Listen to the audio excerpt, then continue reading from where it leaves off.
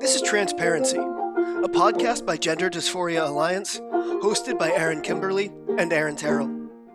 Each week we'll be joined by people who have personal or professional experience with gender dysphoria and physical transition. We'll also discuss how our trans experiences relate to the concept of gender identity. Join us for a compassionate yet heterodox approach to the question of trans. Our guest this week is Dr. Diane Ehrensaft. Dr. Ehrensaft is Director of Mental Health and a founding member of the UCSF Benioff Children's Hospital Child and Adolescent Gender Center Clinic. She's a developmental and clinical psychologist. Okay, I'm kidding. Dr. Ehrensaft is not actually with us this week, but I, Aaron Terrell, recently attended the annual Trans Health Summit in San Francisco, where I met up with two similarly concerned local Bay Area clinicians, one a pediatrician and the other a clinical psychologist, the latter of whom managed to record every session of the conference she attended. What you're about to hear is actually that audio in full, along with commentary by myself, Aaron Kimberly, and the aforementioned clinicians who will remain anonymous for professional reasons. This is the first in a multi-part series where we will bring you into the room of the recent annual Trans Health Summit. The audio is going to kick off with a recording and will be frequently paused for commentary from the four of us. Subsequent episodes in this series will have the same format. We now give you the first installment with Dr. Ehrensaft. So in introducing myself, I want to say I'm the clone of Sean. I'm the cisgender version. So I will say nothing more in terms of what I do, how I think, my perspective. And I will also say that this is the first time I'm presenting in person since 2020. So, and I've done a lot of presenting, but I realize I'm like, good friend legal, this is not a webinar. You can make like dirty like looks at me, so bear with me. So I have no disclosures and conflicts to disclose. And I want to start by talking about our job right now. And I say our job as gender specialists, mental health people, is to make good trouble. We are in troubled times, and it is time to make good trouble. I myself am a youth provider. I have a target on my back wherever I go. I think I save the emails I get. I do not respond, but my favorite one was, the subject matter was, you fucking pinko commie tripe. So I'd like to introduce myself and you can figure out what a tripe is on this phone. So I wanted to just talk about how good trouble comes up everywhere. Ironically, I'm supposed to be at a psychoanalytic conference in San Diego today, but I'm here instead. But I was involved in organizing a panel on preschool children. Or I was asked, I didn't organize it. I was asked to be a discussant. And there were back and forth emails. And this is an input from one of the planners. And this is for the Association of Child Psychoanalysis. I think it is not useful to use the term trans for preschool children. This flies in the face of how we analysts think about development. Trans, a term originally used in describing late adolescents and adults, implies an organized character structure which pre-latency children haven't achieved. So here's a response from one of the planners. That would be me. Self-disclosed, I'm trained psychoanalytically. Quote, I know many prepubertal trans children, so really, they do exist. So I want to start by saying they do exist, but they are not short adults. So in order to do this work with anybody who is in the process of child development, you have to know child development. And you cannot just extrapolate from what you know about adults. So that's what we're going to do for this next hour, is we're going to do child development and gender. So here's our theme. Trans and gender diverse children do exist. Our job is to treat them well and protect them from harm. Our mission is to promote gender health in all children, no matter what their gender. And here they all are. So I want to go now, and also let me start by self-disclosure. I wonder what she meant by that, to promote gender health in all children. It's kind of a curious thing to say. Well, as we'll hear, she's assuming that everyone has a gender identity, right? And so that needs to be taken care of. And we don't know what it is until the child tells us what it is. Yeah, there's just no way to differentiate which one of those children need medication to achieve their true gender. She never gets into that. But anyway, yeah, let's carry on. She also doesn't, she just says, pre-pubertal children, trans children do exist. Right. She doesn't. She never says why they, or like how she's determined that, or basically address any of the concerns about developmental psychology that the emailer raised. It's just like, well, I know they exist, so tough. Yeah. And she's not doing anything to define what she means by trans, because I mean, there's definitely gender nonconforming kids. There's definitely kids with gender dysphoria. So what is she identifying as a trans kid? She doesn't even attempt to define that. She just seems to assume we all know what that means. Yeah. When I first heard her say that at the conference and she read that email out, I thought that makes good sense to me. Like, how is she going to answer that question? What is she going to say? And actually, she just basically said, well, I do know kids like that, but she didn't offer any supporting evidence for how she determined them to be.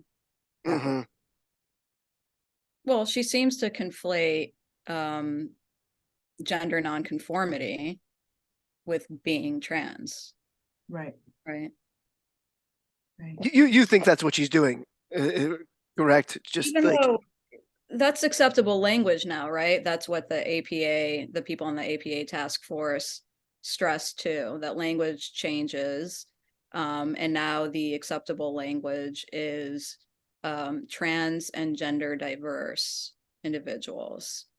So it's that distinction is being made, and yet, as we'll hear, she makes no actual distinction. I don't think anyone does, anyone at the health summit, between, I mean, if you're gender nonconforming, then you're trans. Yeah. All right, let's carry on. I'm old. Most of the people I see are young. I started my graduate studies in 1964. In 1968, I went to graduate school. My area of study, gender. So I want to tell you what I learned in school at the University of Michigan for both undergraduate and graduate school. So I learned that an infant is designated a sex at birth, male or female. But it wasn't called designated sex at birth at the time. You are male, you are female. And that within the first 2 years of life, you learn what was then called your core gender identity based on the designation on your birth certificate. So you learn, I am boy, I am girl. You may have no idea what it means, but it's a self-label. Then, from 2 to 6 years old, you learn what it means to be a boy, what it means to be a girl. So at the time called sex role socialization. And you get socialized into quote unquote appropriate gender roles. And then, if you were psychoanalytically trained, on the way there between 2 and 6, you're going to fall in love with your opposite sex parent. It's assumed you have 2 parents of opposite sex. And you're going to find out, that is like really dangerous. That's like really, really dangerous. Something can happen. I could use my penis or something like that. So I better not do it. Too dangerous. So you repudiate the love for the opposite sex parents and you identify with the like sex parent. And if all goes well, you're 6 years old, you know your core gender identity, I am girl, I am boy. You accept it as permanent, no backsies, sorry, it is permanent. And you solidify a hetero versus a homosexual orientation with erotic desire for the opposite sex parent gone, but for the opposite sex future partner you will someday have, and you identify with like sex people. However, if something screws up, we should be really worried. There is really cause for concern if none of this happens, if some of it doesn't happen, and the child, and certainly their parents, must be referred for psychiatric help and to analyze the source of the failure in development and to set the course straight, no pun intended. Okay, so here she is basically providing a caricature of the Oedipal situation. It's inaccurate, and she does it in a way that really simplifies what's actually a pretty complex idea. And she makes it sound like, you know, this is all kind of heteronormative psychoanalysis. So it's another way in which she, you know, she says she's psychoanalytically trained, but she just completely dismisses what we know about child development, and not just from a psychoanalytic perspective. And again, just claims that it's this heteronormative,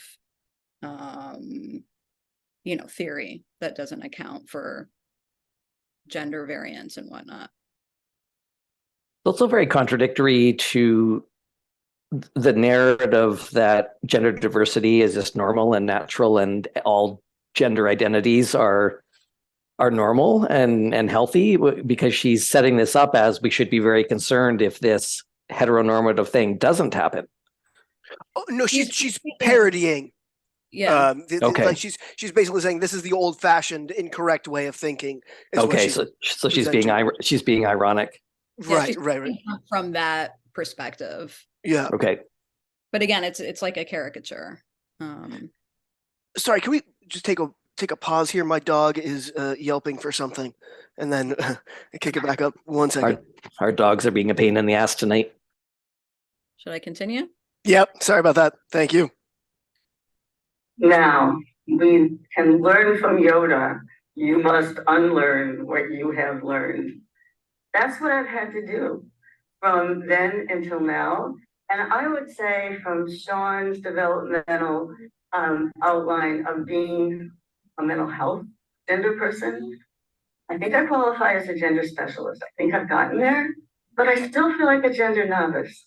That every day I'm realizing what I don't know, or how I really messed up. And I will just give you just an example around that issue of language. So Colt Sentimond and I co-edited a book, The Gender Affirmative Model. In the 3 years it took to edit the book, to go to collect all the chapters, and then we did the editing, we had to change the language 3 times. It kept getting obsolete. It was wrong.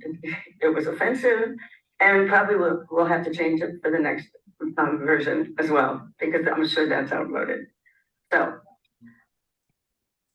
here's the new learning. You have to start by unlearning, and that has to do with our biases too.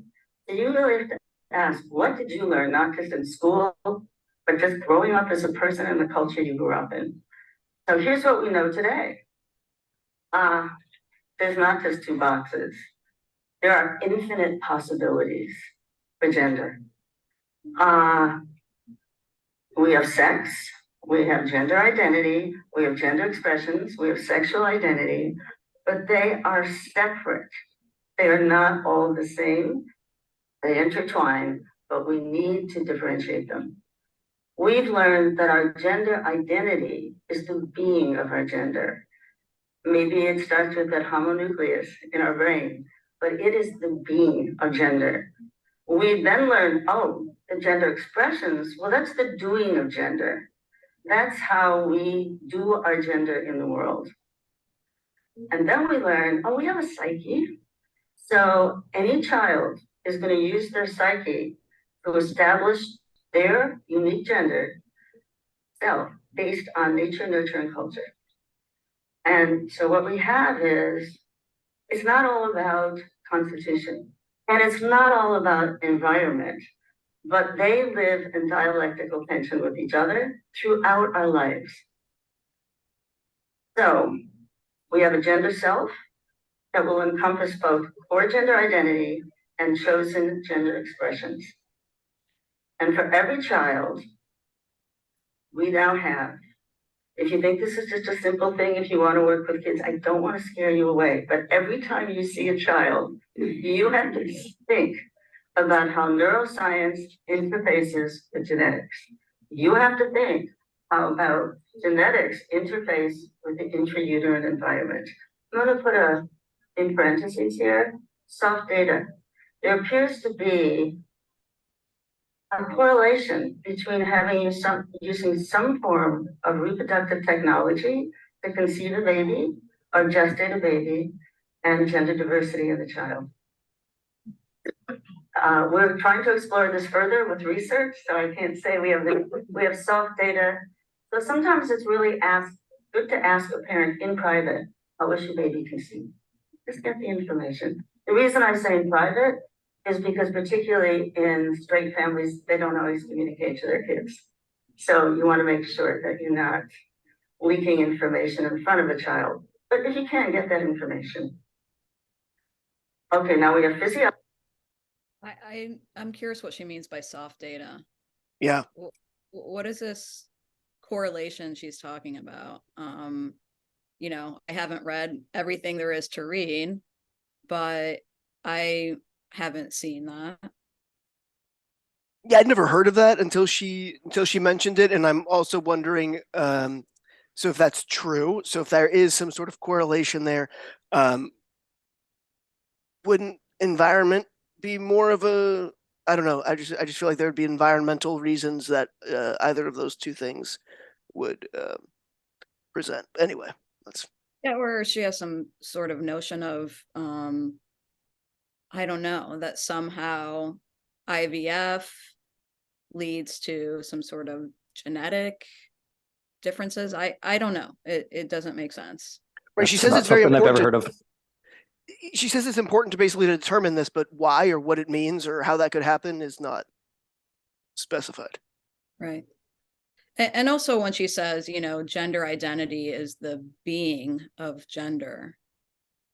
What does that mean? She never really defines gender identity, except for in this fairly mystical soul-like sense. Well, you know?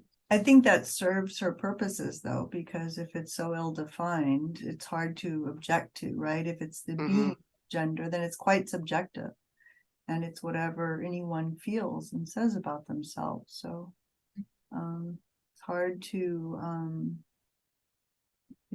test for that, or unfalsifiable. Right, Yeah. exactly. Yeah. Physiology and the organism interface with environmental provisions. And then we have socio-cultural, political landscape, both wraps around and is also pushed in new directions by all the aforementioned forces. And that is what I call the gender web. So I'm going to tell you about the gender web. I made it up.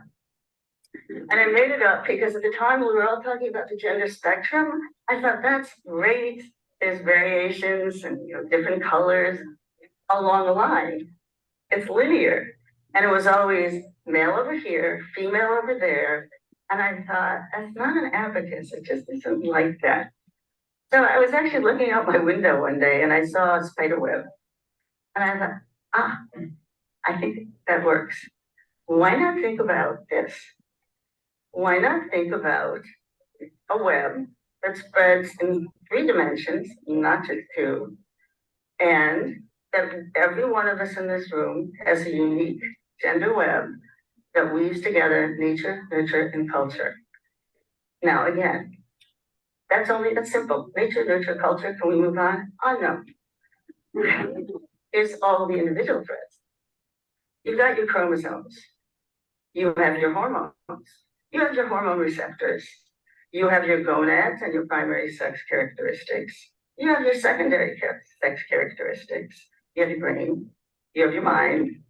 You have your intrauterine environment. You have socialization, family, school, religious institutions, community, and you have culture, values, ethics, laws, theories, and practices. However, I discovered, there's a fourth dimension. This is totally Twilight Zone, because the fourth dimension is time. And time is critical. So every individual alters the gender web as they weave together nature, nurture, culture over time. So it doesn't stop at age 6, and it doesn't stop at age 70. It's your whole life. And if, as Sean was inviting us to do, take a look inside at your own gender journey. It doesn't have a stopping point. So keep looking. Now, let's talk about the gender web and fingerprints. Just like fingerprints, you look at everybody in this room, nobody has the same fingerprint. Everybody's fingerprint is unique. However, the one you're born with is the one you're going to die with. And that's where we part ways, because our gender web is going to change. Our fingerprints won't. So we're both just like, but not at all like fingerprints when we think of the gender web. Now, what about adults and a child's gender web? So we're talking about parents, caregivers, professionals, teachers, whoever it may be, us. The gender web is absolutely each child's personal creation. Belongs to the child. If the adults grab the threads, they're going to mess up that kid's gender web, and they're going to leave this child feeling all tangled up and captured in what I call a false gender self. One you have to present to the world that's not really you. Now, if on the other hand, you are a wonderful parent who facilitates your child weaving their own personal gender web, not based on your dreams, but based on theirs, that child's going to feel supported, expansive, and they can construct a true gender self, which is your authentic, real, right in the middle self. Now, this is one of my favorite studies, which Sean made reference to. It's the Pulse study, and it was done by Jake Pine and Associates in Toronto a while ago. But what is so wonderful about this study is, look at the differences when you're a youth who's been supported versus a youth who has not been supported in their gender. And the blue is supported, the yellow gold is not supported.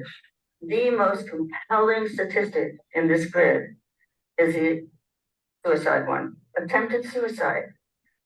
57% in youth that were not supported, 4% in youth who were. We'd like it to be 0 for everybody, but the difference between 4% and 57 is remarkable. Another one is, if you look at just the second one, your mental health, very good when you're supported. Really not good when you're not supported. So it simply says, with data, support your children. But support for some people means, of course I'm going to support them. I wouldn't let them be one of those weird folks who's going to get beat up. We're talking about acceptance. That kind of support we're talking about. Now, let's talk about best clinical practices when you have before you a transgender or a gender diverse child. Essential therapeutic tenet about gender for anybody, but particularly in work with children, because we tend to speak for them. It is not for us to say, but for the children to tell, and for us to listen, and leave the pipelines open so they can tell. Is it a boy or a girl? I don't know. It can't talk yet. And that is why many people are doing gender neutral or gender free parenting right now, until the child can tell them what the gender is. They know the sex, they often don't tell anybody else, and they see where the child lands and let the child speak for themselves. Now, our therapeutic task, it's really simple.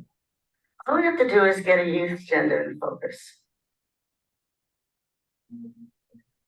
Our therapeutic goals, we want to facilitate that true gender self, the authentic one. We want to alleviate gender stress or distress, gender noise. And I just want to underline what Sean made reference to. The overdiagnosis of ADHD in all children today, but particularly in children who have a lot of gender noise going on, is ridiculous. So when you see, in our clinic at UCSF, you open the chart and I can say, a majority of the kids already have a diagnosis: anxiety, depression, ADHD, anxiety, depression, ADHD. Substitute gender noise, gender stress for the majority of those kids as the root of all of that. And it's not ADHD. It is gender noise inattentive, is what I would use as the diagnosis. You have this. We obviously opted to do the Ehrensaft video as the first installment of the series, just because she's kind of a gender woo superstar. But now I'm realizing she's referencing a lot of Sean Giamatti's talk, which we will do a later episode of, but he went right before her, and he's talking about gender noise is basically the way he's describing gender dysphoria, like kind of like, I don't remember exactly how he described gender dysphoria, but he ultimately just called it gender noise in the end, as a way to describe it. And that's what she's referring to when she says, basically we can get rid of all these other mental health diagnoses if we just basically realize that it's all gender noise. So again, everything is gender. Like, yeah, that's the one answer to all psychological distress is gender.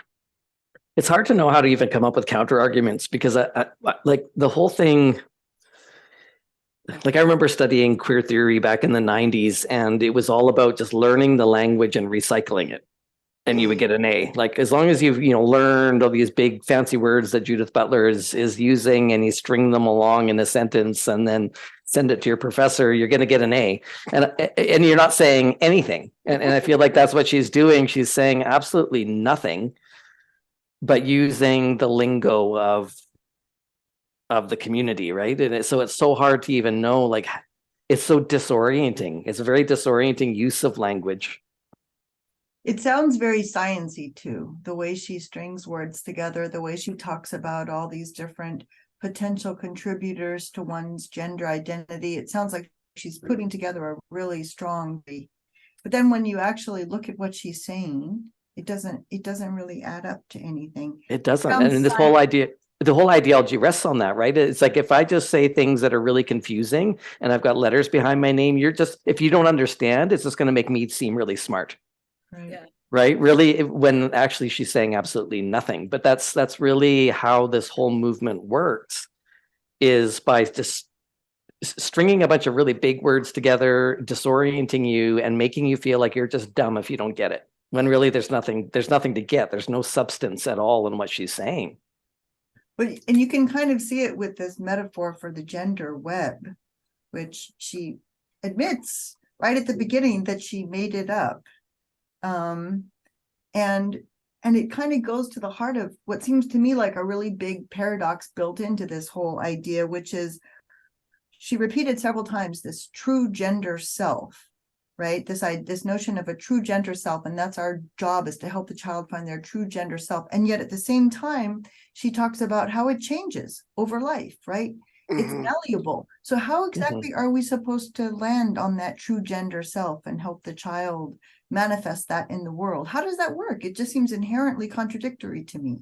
And she also says one of the weaves of this web is nurture, right? So it's nature, nurture, culture, and time, right? nurture being a big facet of that. But at the same time, if you do anything to interfere with your child's gender, you're going to fuck them all up. You're getting them their gender web tangled. But I'm sorry, isn't that nurture? Like, isn't that one of the facets of the gender web? Anyway. It's really undermining parental authority too, and especially, you know, the she took a jab already in the first 5 minutes of this talk, took a jab at any heterosexual parents. You know, heterosexual parents are more likely to fuck up your kids. You know, it's right. Like if they don't talk to their parent, or if they don't talk to their child, like most straight couples don't, or something along those lines. It's just like, you know, the gay couples have it right. The straight couples are lying to their kids on a daily basis, is basically.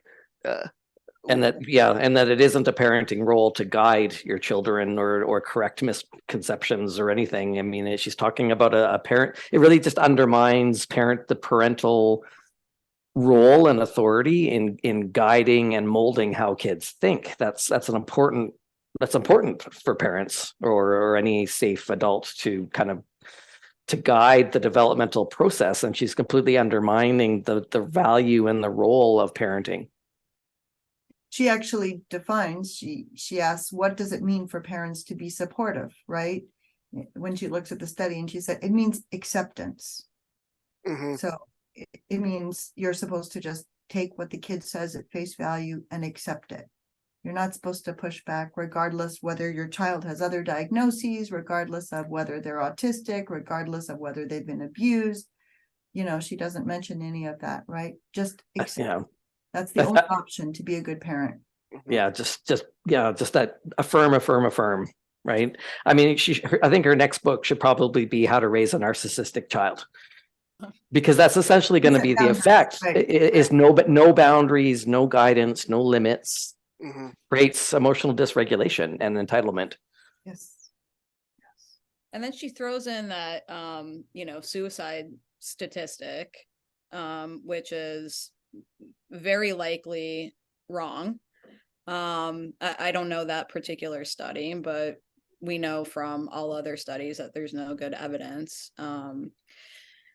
And she's saying it in the context of how to be a supportive parent. So, you know, this is would you rather have a live son or dead daughter? Mm-hmm. Right. Yeah, she's saying if you don't support, 50%, there's a 57% chance that the child is going to attempt or commit suicide. Attempt. Attempt. Okay. Yeah, attempt. And yeah, so that's if you don't support, and support means accept. Yeah. And then just going back to, I mean, you know, this was already mentioned about the inherent contradiction of gender identity is malleable. You know, it doesn't stop when you're 6, it doesn't stop when you're 70. Then why the medical interventions? Mm-hmm. Right. It makes no sense. It's like you're carving it into their body. Yeah. Mm-hmm. Yeah. Yeah. And change their mind. Okay, onward. I want to underline building gender resilience. And that is not being Pollyanna, isn't everything wonderful, but how do you meet up with adversity? How do you know what your support system is for the watches your back and your kid? And that goes to securing social supports. Kids can't do it on their own. And that's where we come in. Many of us, myself, were trained to stay in your office, let other people do political work, do your psychotherapy.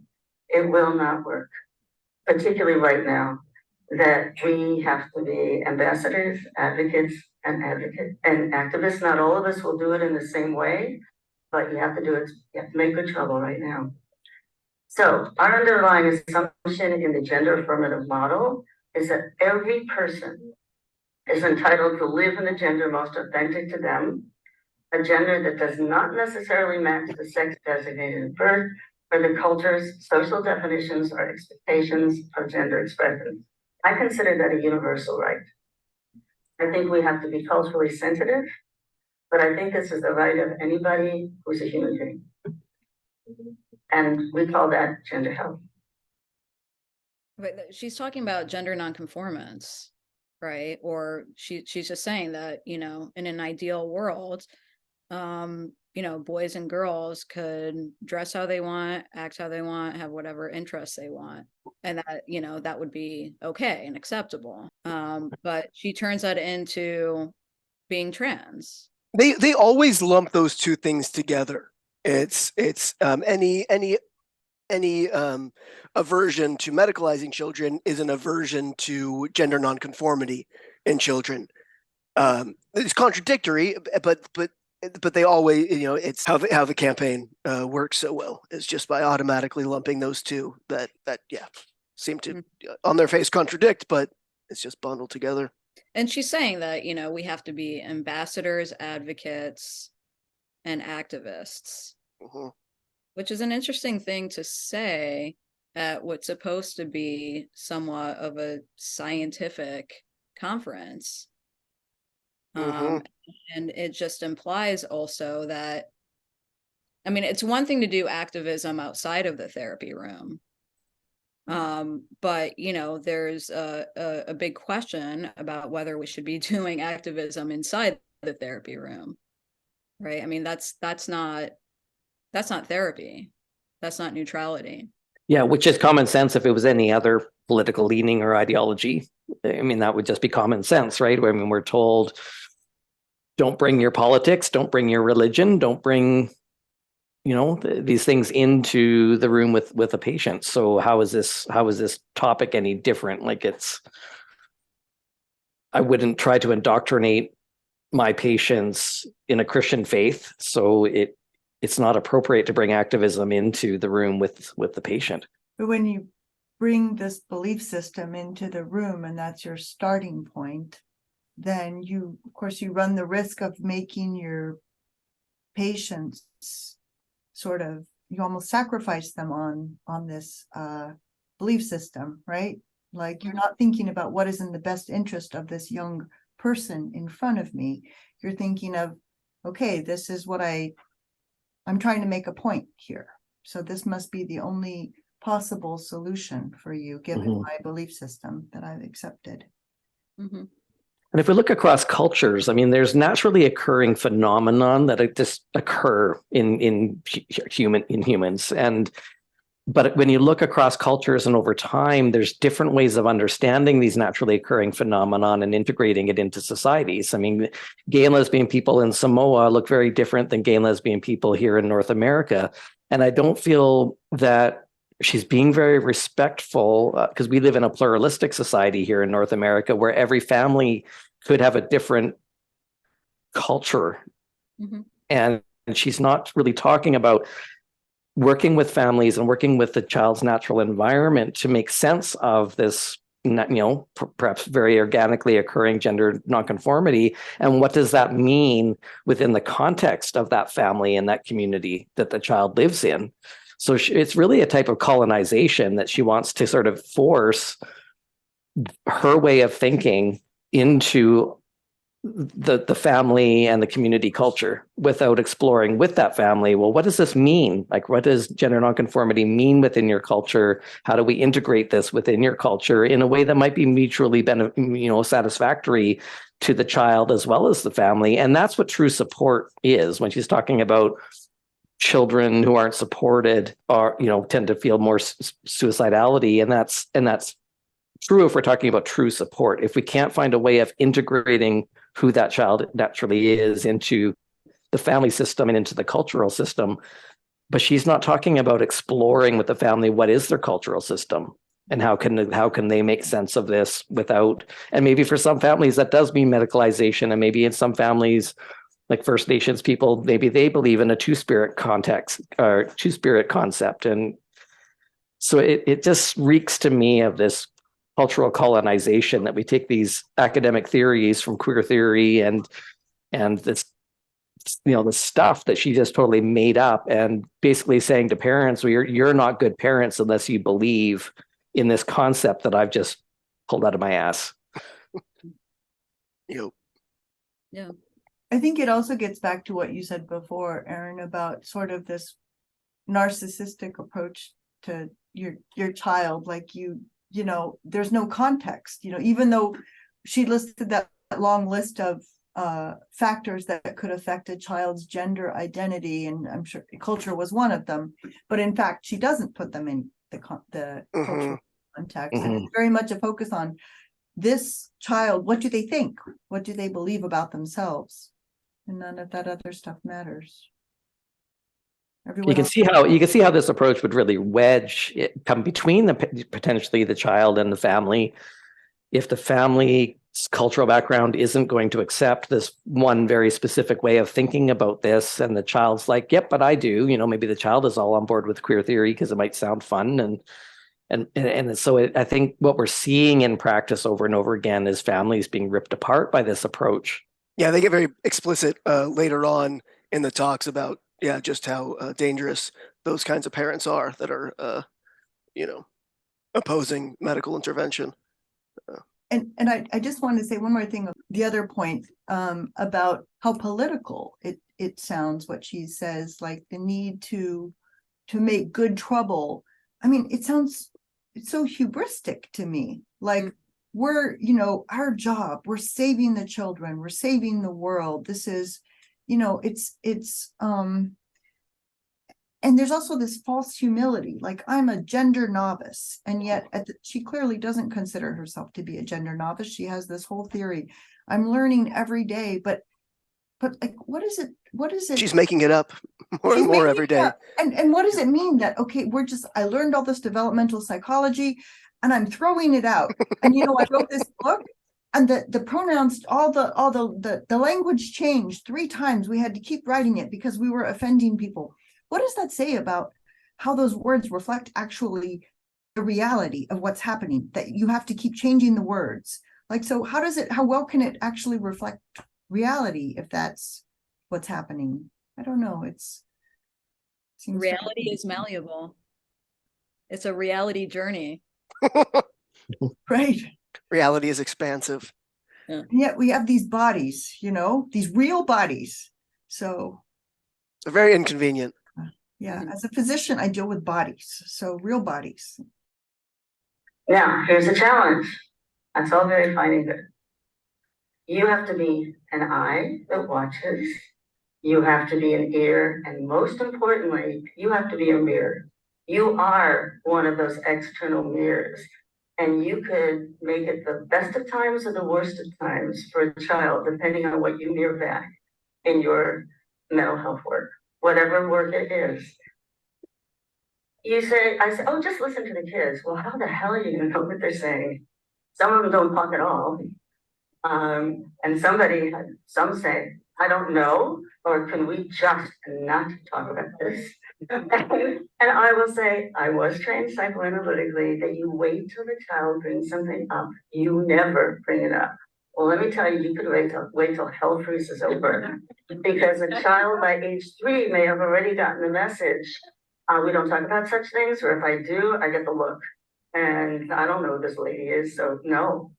So therefore, it's important for us whenever we do any kind of assessment to include gender. We look for anxiety, we look for depression, we look for how do you feel, how tall you are, whatever it may be. Just routinely ask about gender. Just routinely. And if she doesn't want to talk about it, that's information. So here we are, the eye, the ear, and the mirror. I think we all probably brain exploded at that one right there. So she's basically saying, I was trained, that you never bring something up. You wait for the child to bring it up. Well, the child's not going to do that. She's informing us. And every child needs to talk about gender. So basically, you always bring up gender and ask them.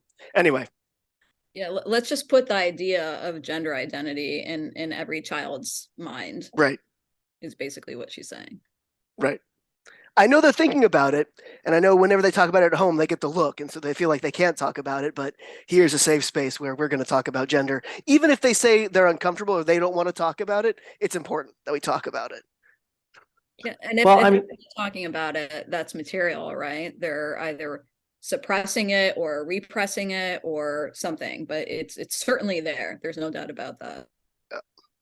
I mean, it reminds me of the role that therapists played in the false memory contagion that happened, right? I mean, people are so highly suggestible, and and therapists played a huge role in various social contagions in the past, and that's just really, to me, that's just really glaring in what she's saying here, that she's inserting ideas and going looking for things in these children that could create something that wasn't there and maybe would never have been there had she not inserted it, just like a false memory.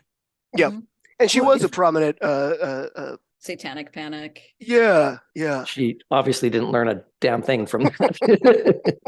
But it's a little ironic because right before she says that, she says your job is to be a mirror, right? So I'm curious, is that the therapist's job? I mean, what do you guys do in therapy? Are you mirrors, or are you what do you? I thought she was talking about the parent. I thought she was saying that the parent is supposed to mirror. Maybe I missed it. She was talking about the therapist. Okay. I'm not sure, but I mean, we reflect. I mean, you know, that's one thing that we do among many things is reflect the patient back to them, right? But that doesn't mean affirm. That means more, okay, you're saying this, right? It's more like active listening. Yeah. To paraphrase back what they've said. Right. And I think of it also as asking good questions, maybe to help them better understand. I don't know.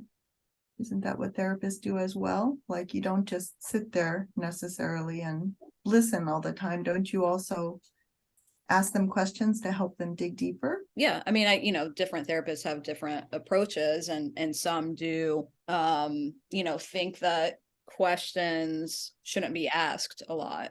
There's some views on that. But her statement that, in psychoanalysis, you're taught to never bring up anything before the child does is fairly extreme. It's one thing to kind of let the child lead, see where it goes, and certain things, maybe depending on the situation, there's so many variables to consider. So on the one hand, you don't want to insert any sort of ideas, or, maybe the child isn't ready to think about something, or, it does tell you something. Let's say if a child doesn't say anything about his or her mother, right? You're 3 months into the treatment and they haven't mentioned that. Well, yes, that's curious. That's something to think about. But she makes this blanket statement about never bringing up anything before the child does. So it's one of her many kind of just incorrect criticisms of psychoanalysis. It's a little too black and white, these always and never statements. I mean, there are times where, like even in harm reduction, because I used to work at a youth clinic, and so when our younger clients who are minors, we had a different approach to harm reduction than we would the adults. So with adults, we might provide them with a menu of some of the harm reduction, like clean needles and stuff, and say, like, are you needing any of this? But with children, you have to be a lot more cautious and conservative about that, because you don't want to introduce these ideas of substance use to the children by offering them harm reduction materials prematurely if you don't even know that they're using. So I mean, there's some truth to what she's saying, but it's not as black and white as never or always. She seems to feel the need to attack psychoanalysis, whatever that's about. I wonder if she feels attacked by the field. I would hope so. Maybe, but there's plenty of people in the field who are on board. True. With, her ideas, or some variation of what she says. There's our aims. As I said, we want to discover the child's true gender self. That's for us to do that discovery. And we want to promote gender health, which I defined already, which is, again, opportunity for the child to live fully in their authentic gender with acceptance and without aspersion. We want to reduce gender minority stress. Now, if you're gonna do that, you've got a kid who goes to school, you have to pay attention to school. Look at the data and the amount of bullying that LGBTQ youth get every day when they go to school. We live in California, isn't that wonderful? Most of us here, not all of us are from California. And I can tell you, I just talked to a ninth grader at Berkeley High, a trans kid. Something happens every day. Every single day there's something. My favorite thing is this particular kid and cohorts in a class where they're going to be talking about sex and gender, and they knew it was going to go bad. They created a game called Trans Bingo. And they basically put a chip on every time someone said something transphobic till they won and could call bingo. So you could pass it on to any of the kids who work with it. You definitely want to strengthen a child's gender resilience. And that involves certainly the supports around them, but sometimes they need what I call their own psychological toolbox. So strengthening the child's transgender resilience, encouraging this idea of looking for acts of transphobia in sex Berkeley. education class. In Berkeley. Yeah, in Berkeley. Yeah. Yes, that's strengthen the resilience by eliminating anything that they could find the least bit uncomfortable or offensive. Right. Yeah. I mean, I was a very extremely gender non-conforming kid from an early age. My parents would tell you this. There were times when I tried and made an attempt to be less gender non-conforming, but I was people thought that I was male for large parts of my childhood. I was put on the boys' baseball team. I was bullied sometimes, but definitely not every single day. Mm-hmm. And this is in very rural Canada in the 80s. Very rural Christian farming community, in the 70s and 80s. So I don't really buy. I don't really buy it that these kids are being bullied every single day. Just because of their gender. I mean, maybe because they're hypersensitive to, maybe because they're not resilient and they're offended by every little sideways glance or. That was very much the theme of the conference. Was just like, obviously the tone has to be, we are so put upon and so oppressed, and this is where like gender minority stress is such a problem, and it all leans upon having to comb through every single interaction, every to look for situations where you're being transgressed upon. We were talking about that there in person. Was like, this in itself is just horrible for somebody's mental health, to always be looking for situations where you're being transgressed upon. Again, that ninth grader in Berkeley High School making a game about transphobia in the sex education class. It's like your whole inner world is looking for it. It's encouraging hypervigilance and paranoia. Yes. Mm-hmm. Yes. And people are getting frustrated. I mean, I do believe that maybe there is more pushback on everything trans in the classrooms these days because everybody is getting frustrated with having this stuff. That's fair. These ideas and everything trans and this obsession with. I mean, if these kids are having to play, trans games and are learning about gender and sexuality, and if the teachers are really promoting this in schools, and it's frustrating people, and so maybe there is more pushback in the classrooms, but it's not because of true transphobia or discomfort with gender nonconformity. Because if that was the case, I would have been bullied probably more than I had been.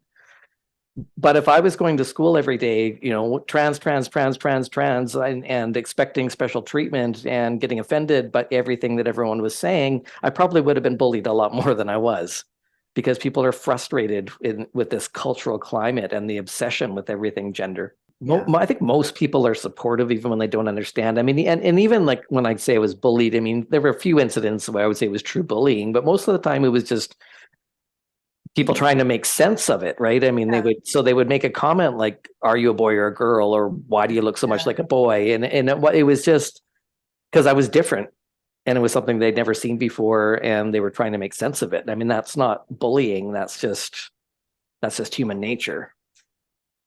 Yeah. Now it's committing a genocide. It is, but it's very hard to imagine that this would be going on at Berkeley High School of all places. I mean, and there's so many trans kids there. I mean, I recently read an article, you know, there was an issue of their local, the Berkeley Jacket, their newspaper, and it was dedicated, you know, it was like one trans topic after another. mhm. So what can they do in a situation that works for them? Some kids are very extroverted and they have no trouble saying, oh, for God's sakes, haven't you ever heard of a girl with a penis? What's wrong with you? And they walk away. Other kids shrink in fear and they're very introverted. And so they need a toolbox. The other kid needs a toolbox, you know, to kind of, don't just say fuck you, there's another way you can kind of communicate what you're feeling. But toolboxes, and this is where working with parents is so important. We can do that in therapy, but the best people who really can help kids are their parents at the end of the day when they're thinking about the day and what to do the next day. But we should just all do it collaboratively. And the kids come up with their own that are smarter than any that we come up with. Oh, let's put this in the box. Okay. So again, I want to talk about supporting the caring environment so the environment can support the child.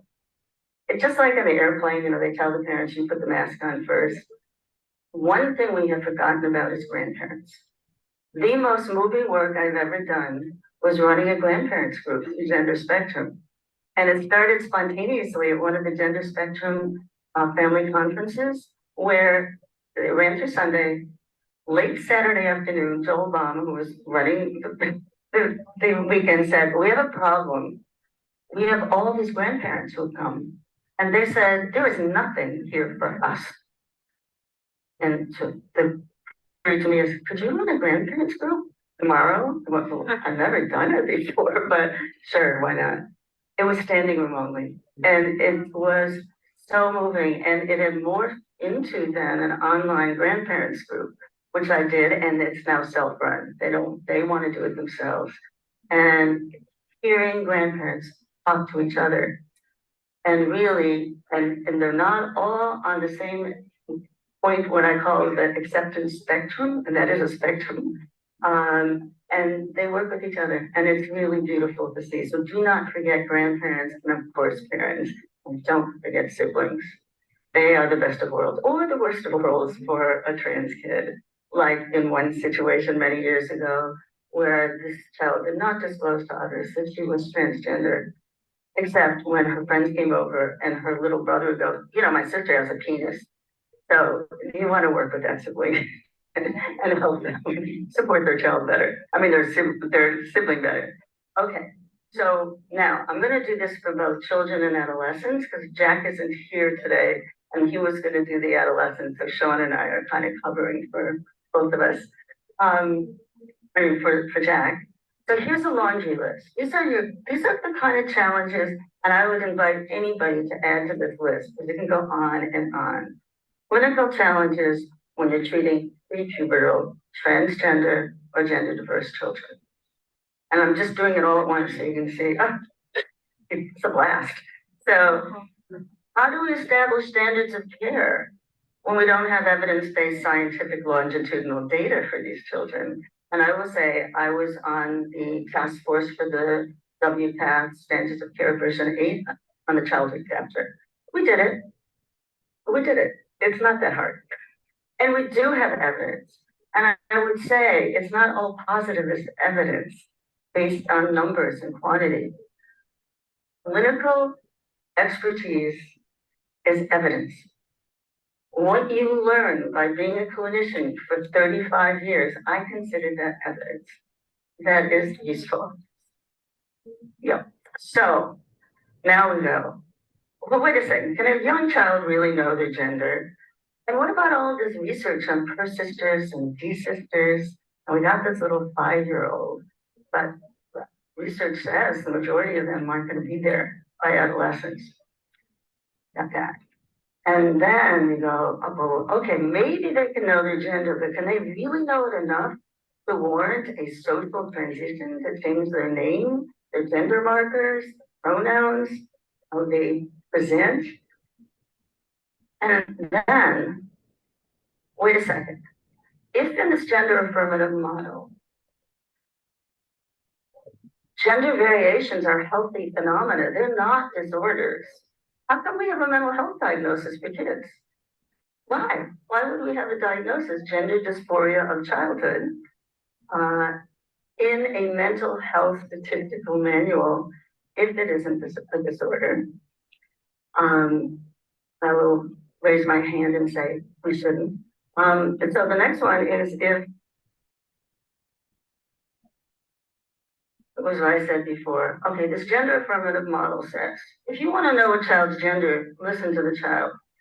And I would say the hardest part of doing this work, how are you supposed to translate what they're saying? For example, the increasingly most common gender assignation that children are giving to themselves is non-binary. But if you ask what that means, just like Sean was saying, you know, it's kind of hard to tell somebody what your gender means, but either they're stumped or you hear 1,000 different explanations of what non-binary is. I think it's wonderful that basically if we boil it down, it means we don't believe in two boxes. That's the main thing. So we're not going with the 2-box stuff. You guys, I don't know why you did that, but we're not doing it anymore. But then we have to find out for this child, what does it mean? And that's the artistry of doing the work, because every child's a snowflake painting their own canvas, to mix up some metaphors there. Okay, now let's talk about adolescence. Now we get puberty and beyond. Again, last here. We're being asked to weigh in on medical decisions. We're not trained to do that. You know, we're not upstairs in the medical, program. We're down here in the mental health program or next door in the medical program. And how are we supposed to weigh in on whether a kid should have puberty blockers, gender affirming hormones, gender affirming surgeries? And then it's, okay, kids are really fast-moving organisms. There's a lot going on. There will be change over time. Brains change, development changes. And how are we going to differentiate an authentic gender articulation from gender as a solution to another life problem or a symptom of an unrelated psychological disturbance? And I just want to put in parentheses, it's easy. 95% of the time, it is not driven by other things, but it can happen. So we need to know how to differentiate that and pay attention to it. Where did she get that 95%? I think she pulled it out of her ass, but it's remarkable that she's asking all these good questions. Like she's putting up all of the, all the legitimate, concerns about the affirmation only approach, and then she just sort of either doesn't answer it or just bats it away. Like, well, 95, sure, that's a valid concern, but 95% of the time, that's, it's completely unrelated. Yeah, where is that 95% coming from? It's like she intends it as to provide an instruction manual, basically. Like these are questions that people are asking, right? Stupid questions that people are asking, and these are the obvious answers. In like, I think in two instances, she pretended to give an obvious answer, like with the whole, why are we giving a mental health diagnosis to gender nonconforming children? She's like, got an easy answer, we shouldn't, or something along those lines. And that one, and then this one, where it's like, okay, 95% of the time it's unrelated, are the two answers she gave. But yeah. She also asked the question, how are we mental health providers supposed to weigh in on what's a medical decision? But she doesn't answer that question. No. Or at least she hadn't, so, which is a great question, I think. Mm-hmm. Yeah, a lot of great questions in there. When and at what point does the decision get made, right? That's something that I struggle with when I see these kids as a pediatrician in my practice. And am I the person that says, oh, you should go to the gender clinic? That's what most pediatricians do when a kid comes in with gender dysphoria. They say, oh, I don't know how to handle this. I'm just going to send you to the gender clinic. Surely they will go through some process to see if to see what you need. They're the experts. And we know what happens, actually. I mean, Paul Vasey, in his research, makes an argument that the childhood type of gender dysphoria should be taken out of the DSM. But I mean, he weaves that argument in a very logical, coherent sort of way. And his argument is that gender nonconformity, for the most part, is a developmental aspect of homosexuality. That for the most, and in cultures like Samoa, where he studies homosexuality, the distress related to the gender nonconformity doesn't tend to exist in cultures in cultures which don't try to suppress gender nonconformity. So his argument is that it's just a developmental aspect of homosexuality that only causes distress in environments that are hostile to gender nonconformity. That's a very coherent argument to me, that, it doesn't have to be pathology, that if it only causes distress because of the response to a gay or lesbian gender nonconformity. Mm-hmm.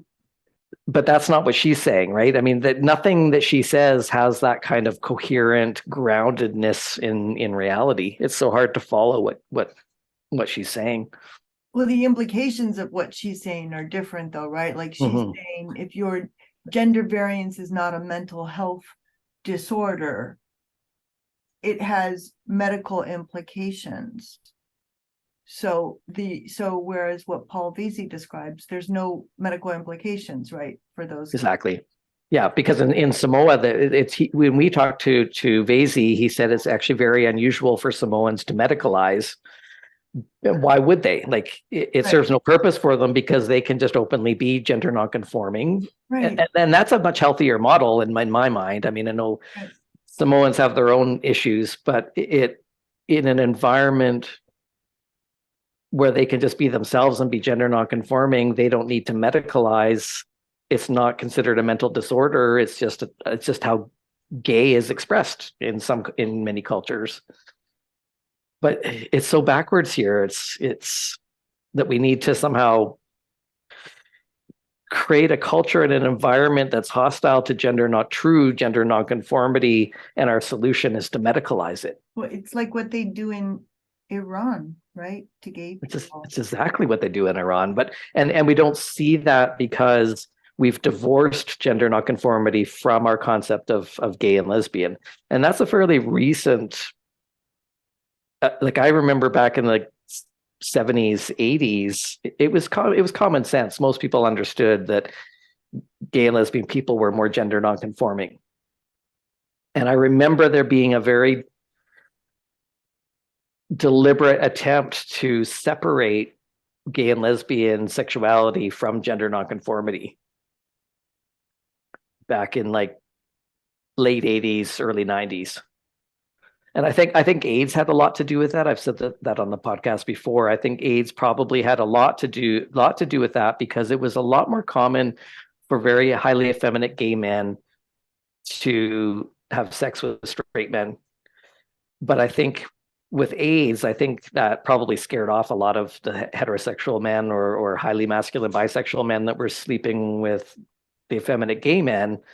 There needed to be this separation, I think, because now gay people are considered, have this disease called AIDS. It's going to kill people. So I think it was an attempt to sort of segregate,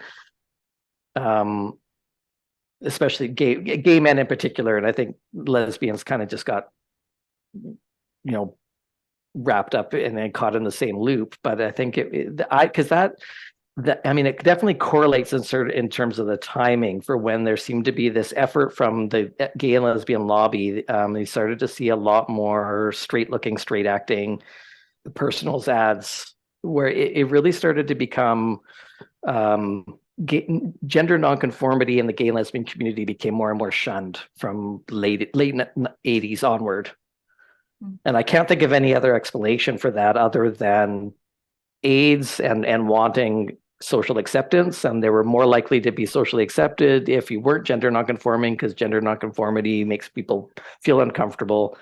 And so there was a real big marketing push to separate the sexuality from the gender nonconformity. And I think that was a mistake. I think the gender nonconformity is very much about the sexual orientation. And I think we've created this crisis because we've tried to separate those two things. I don't think she even talks about sexuality at all. She doesn't. And that's exactly what this queer theory movement has done, because now they're saying, well, no, you have all these trans people that are trans, they say, is completely separate from sexual orientation. So you have trans, and those trans people can be of any sexual orientation. So they've completely divorced gender nonconformity and gender dysphoria from sexual orientation. And I think that I think is a deliberate attempt to discredit the Blanchard typology, because the sexology research very much sees heterosexual gender nonconformity and homosexual gender nonconformity as two completely separate, unrelated things.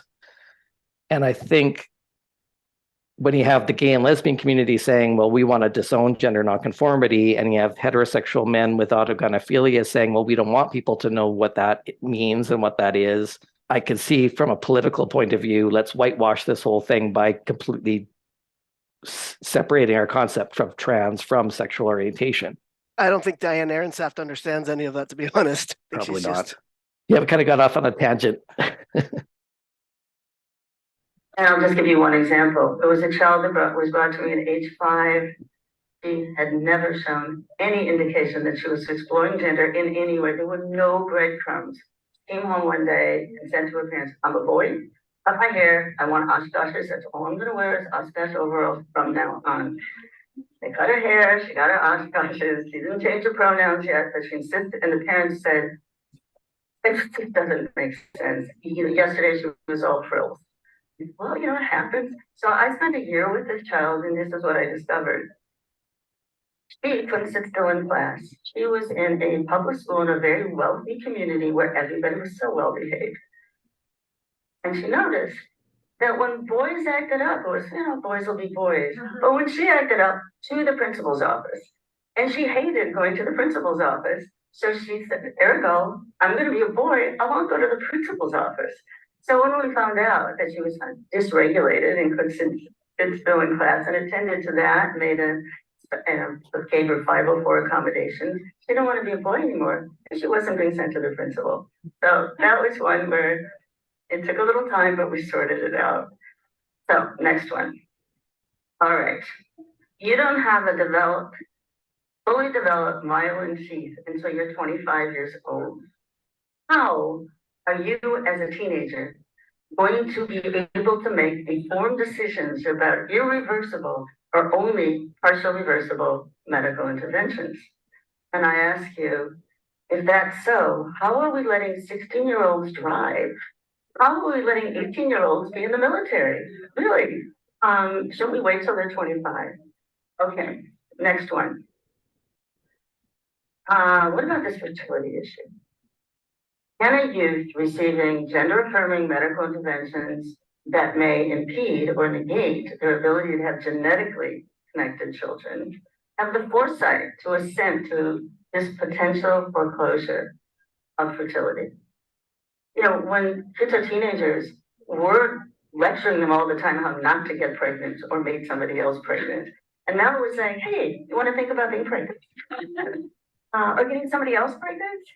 So how do we deal with this fertility issue? And does that warrant waiting until they're 30 when they can really think about having children? How about this one?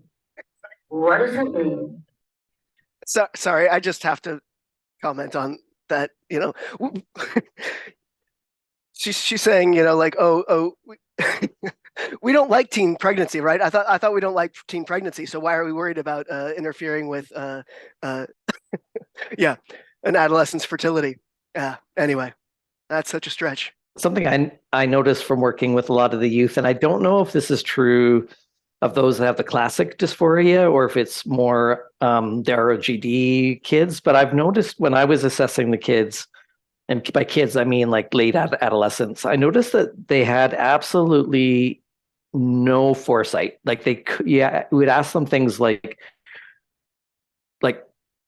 where do you see yourself when you're 30?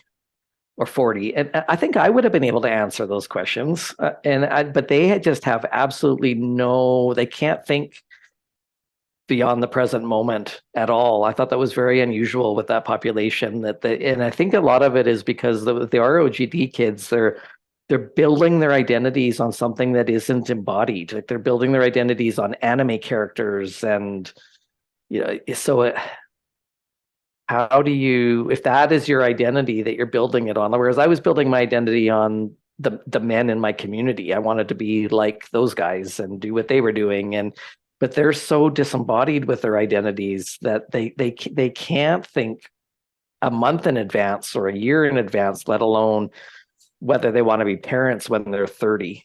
And some of them will actually be honest about that, and they'll say, well, I never wanted to be a man. It's like I just want, and the whole Tumblr boy meme that they're trying to achieve. And yeah, and that might not be unique to the trans identified population. That could be youth in general that are spending all their time on their cell phones and building their identities on things that aren't really based on material reality. But so I don't know, because I was only assessing the kids coming in for wanting hormones. I wasn't doing the same assessment for all of the other kids. So maybe that's just a product of our time and youth in general, that they're not really living in reality, and they're not thinking about their future in terms of reality. I mean, I've heard people do like surveys of preteen kids saying, what do you want to be when you grow up? And a lot of them are now saying, well, I just want to be a celebrity, or I just want to be rich. Like they're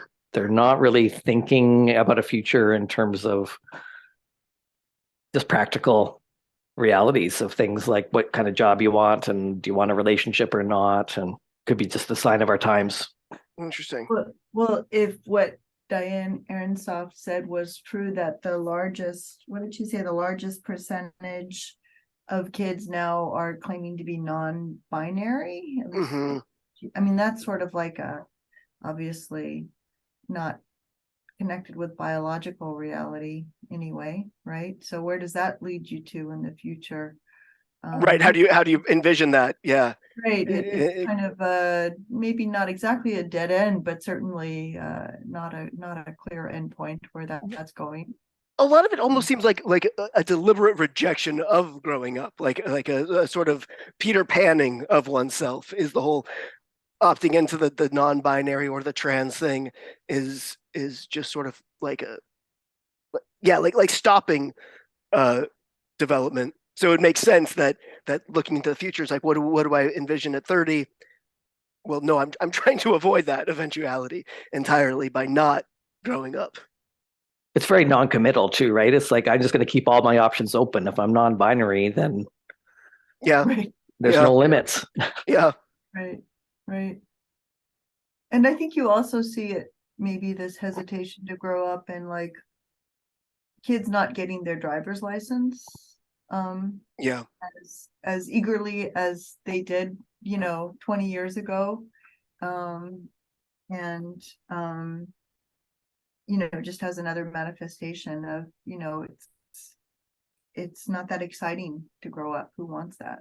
Mm-hmm. And I just want to say, I mean, what she said about comparing medicalization choices to driving a car or even joining the military. I mean, that's obviously a bigger decision, but you can't drink alcohol until you're 21, right? So like, it just seems, I don't know, it's so ludicrous. It's such a ludicrous comparison. Yeah, and she doesn't actually answer the concern. She's just like, oh, well, we let kids do these things, so should we just stop letting them do these things too? Yeah, joining the military it's a big decision, but it's not an irreversible decision. Right. Nor is a driver's license. And even if those were bad decisions, that doesn't mean a third bad decision is good. Yeah. Yeah. I thought it was interesting, the example she gave, the only one of the girl who was saying that she's a boy, and it turns out she was only saying that because she was getting in trouble for her behavior in class because she's a girl. And But Ehrensaft seems to be incapable of applying that same logic to so many other kids who are trying to, adopting a trans identity because they want to opt out of their sex because of the way that they're, especially girls. Right. Yeah. But I think she would point to something like that anecdote she told to basically be like, well, there's a clear distinction, from the really trans kids and the ones who just see, a systematic loophole. Mm-hmm. Yeah. I know and that it should be obvious to all of us, but a lot of them use the Mature Minors Act too, as an argument. Like in British Columbia, anyone 16 and over can make medical decisions for themselves, but it's so different in any other type of medicine because it's just more concrete and limited. Like if a doctor makes a diagnosis and says, okay, you have cancer and here's the prognosis and here's the what I recommend as the treatment, and then the youth can then say, yes, I accept that treatment, or no, I don't accept that treatment. But it's much more concrete because there's a concrete diagnosis that's been made. There's a concrete pathway if they don't accept treatment. There's and so. But when we're talking about identity, where a young person is basically giving themselves a diagnosis of I am trans, and the identity can shift. There's no concrete diagnosis. There's no crystal ball to say, well, this is how it's going to go, or this is how it's going to go. Like it's comparing apples and oranges by applying the Mature Minors Act to making these permanent medical decisions where we can't really concretely diagnose, yes, you are trans. We've done a brain scan or we've done a blood test and we know for certain this is who you are or what you have, and it's going to be permanent. We don't know that. So it's this very I don't know how to articulate that exactly, but it's just you're talking about identity, which can shift and change, and what adolescents have such strongly held beliefs and they're very certain about their identities as an adolescent. That's developmentally appropriate for adolescents. I mean, I had very strong beliefs that I was going to be X, Y, and Z when I would grow up, and was fanatical about certain rock stars and stuff. And I remember a teacher saying, well, when you're 30, you're probably not even going to like that rock star anymore. And I remember laughing at him. Well, of course I am. I think they're awesome. But that's the nature of youth and adolescence, right? Is you just have these very firm, very passionate beliefs about things, and it evaporates when reality hits in. And so as much as she's talking about, I'm the expert on childhood development, she seems to be forgetting so many of these actual developmental concepts. And those passionate beliefs that adolescents have are very temporary. I mean, I know this from adolescent patients, is they are 100% certain and just passionate about one thing, and 2 days later they're saying the opposite thing. Yeah. Something completely different, and they're just as passionate about that. I mean, that's part of normal development. Right? Yeah, having a crush on the girl across the room, it's like this is my soulmate and it's going to last forever and I'll die without that person, and then the next week it's somebody else, right?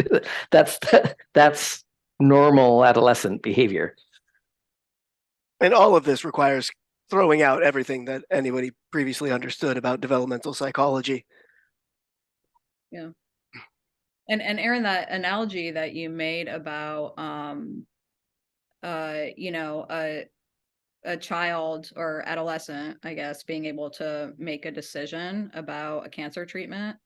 The thing is that we know the risks and the benefits of that treatment. Whereas Ehrensaft herself says that we don't know, we don't have these long-term outcome studies. So we're asking young people to make life-altering decisions about so-called treatments that have no evidence base. Yeah. Well, she's also saying that they're weaving that web, for the rest of their lives. Yeah. Yeah. Very contradictory. That we have to deny or limit treatments shown to reduce life-threatening risks if parents don't consent. And now I'm going to add to that, if states are legislating against it. So if medical or government policies don't allow it, and ethically we know that doing nothing increases suicidal risk incredibly, what do we do about that when we're working with youth? And the last one, if parental acceptance is a key component of good mental health outcomes for transgender, gender diverse teens, how do we proceed if it's not in place? Knowing the negative consequences, higher rates of depression, suicidality rates go up, and so forth, absent parental support. And how we proceed is we do everything to move families from where they started to where we hope they can go, because most people really do love their children. And if you can develop trust and an alliance and say, yeah, there's risk of being beaten up in the world, nothing compared to the risk of living tangled up and having your gender web taken away from you. There's much higher risk there and much greater chance of living a good life as long as there's supports around you. You may have to do gender by situation in very dangerous situations. I call it the Harry Potter cloak. I do not like to use Harry Potter imagery these days, but I like the cloak because you're in control.